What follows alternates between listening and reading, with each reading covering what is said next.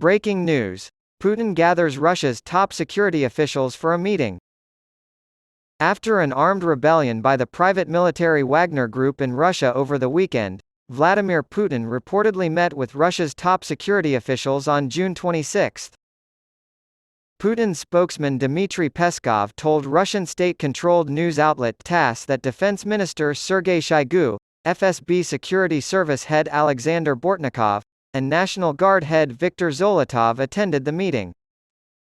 The armed uprising that took place in Russia on June 23–24 has raised concerns about the country's stability and drawn attention to potential weaknesses in Putin's leadership and internal security.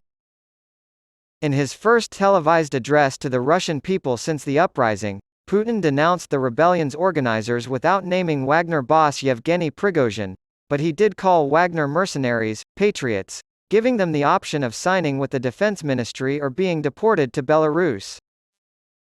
Wagner withdrew from Russian cities on June 24 after negotiations with Belarusian dictator Alexander Lukashenko, and it was announced that Prigozhin would be sent to Belarus. It has been reported that Wagner camps are being established across the nation. After a failed revolt by mercenaries in Russia raised questions about Russian President Vladimir Putin's grip on power and whether the mercenaries might install themselves just over the border in Belarus, ministers from the European Union urged caution on Monday. The brief uprising led by Wagner Group leader Yevgeny Prigozhin was compared by some EU foreign ministers meeting in Luxembourg to the release of a Frankenstein's monster or a ghost created by Putin. Others have pointed out that there are still many unanswered questions, such as Prigozhin's whereabouts and whether or not he is bringing troops with him. Many people seem to think that aiding Ukraine and taking advantage of the crisis in Russia was crucial. German Foreign Minister Annalena Baerbock told reporters, "We are analyzing this carefully. We can't even begin to guess at the potential dangers at this point.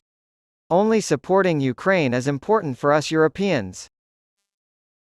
The meeting's chair, EU Foreign Policy Chief Josep Borrell, said that the monster Putin created with Wagner is acting against his creator. When asked to elaborate, he said, "The political system is showing fragilities, and the military power is cracking." Borrell argued that, "Now is the time to support Ukraine, more than ever." Austria's foreign minister, Alexander Schallenberg, recently told reporters that Putin can't get rid of the ghosts he summoned, and they're going to haunt him now. In light of the uprising, he said, "There are cracks in the power structure in Russia." Ukrainian Foreign Minister Dmytro Kuleba spoke to the ministers via video link, encouraging them to seize the moment. Russia is losing strength by the day. He stressed the urgency of supplying Ukraine with artillery, missiles, and other weapons, as well as imposing stricter sanctions. Prigozhin was sentenced to exile in Belarus, which is only 35 kilometers, 22 miles, from Vilnius, the capital of Lithuania. The nature of any potential charges against him is currently unknown. President of Belarus Alexander Lukashenko, who helped broker the agreement, provided few specifics. Both civilian and military leaders in Russia have remained silent.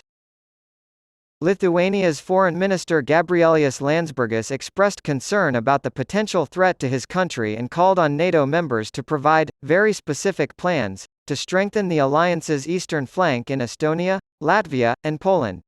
"We're witnessing firsthand how rapidly events can unfold."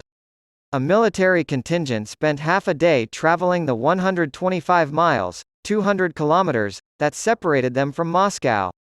He continued, "Just think how quickly they could cross Belarus and appear at the Lithuanian border." Despite the fact that the uprising has exposed a gray zone of unpredictability within Russia, Landsbergis insisted that the West not be distracted by events there. "Just keep your attention on Ukraine," he said. The city of Bakhmut in eastern Ukraine was captured by Wagner forces, making that faction a major player in the conflict. However, Prigozhin has been increasingly critical of the military brass, claiming that they are incompetent and are withholding weapons from his troops. The ministers approved an additional €3.5 billion, $3.8 billion, to be added to a special fund to reimburse any of the 27 EU countries that provide weapons and ammunition to Ukraine. Since Russia's invasion in February 2022, the EU is estimated to have supplied Ukraine with weapons, ammunition, economic, and other assistance totaling around €75 billion, $82 billion. This report was compiled with assistance from Kirsten Grieshaber in Berlin. This article was co-written by Kirsten Grieshaber of the Associated Press in Berlin.